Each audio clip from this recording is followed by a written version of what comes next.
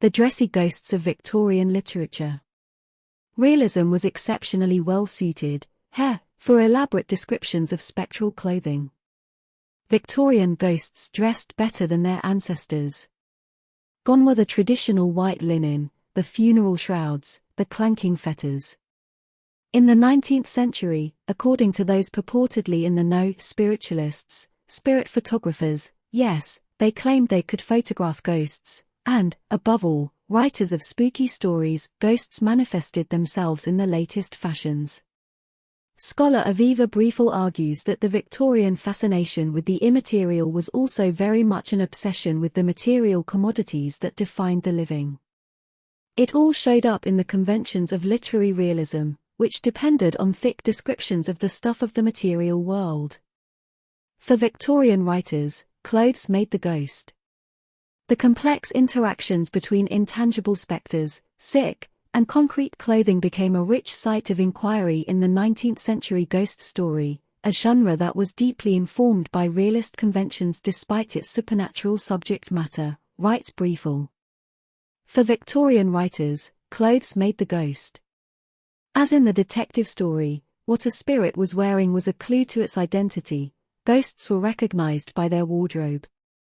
After all, in the words of a fictional character of 1866, a ghost is hollow, and got no teeth, no bones, no hair, a sort of nothing without innards. In H. G. Wells's The Invisible Man, 1897, the protagonist, essentially a ghost, can only manifest himself through costume. He needs, writes Briefel, things to conceal his vacuity. Or, as a character in the novel says, why, that's not a man at all. It's just empty clothes.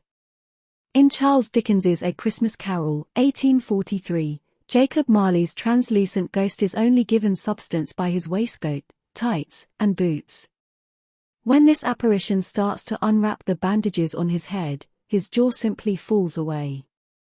He's literally held together by fabric. Victorians left very few bits of the body exposed, so it should not surprise that they enjoyed ghost stories in which the spectre goes after clothes to protect its decency. A naked ghost could disrupt morals and the conventions of literary realism. Skeptics and parodists had fun with all this, wondering if clothing itself was ghostly and made by ghost tailors and ghost cobblers. In Henry James's The Romance of Certain Old Clothes, 1868, a ghost returns to kill her own sister to protect her wardrobe. Briefel argues that Victorian ghost stories ended up prioritizing clothing and ornaments over the ghosts. The ghosts themselves were literally laborious, working hard to make objects appear real.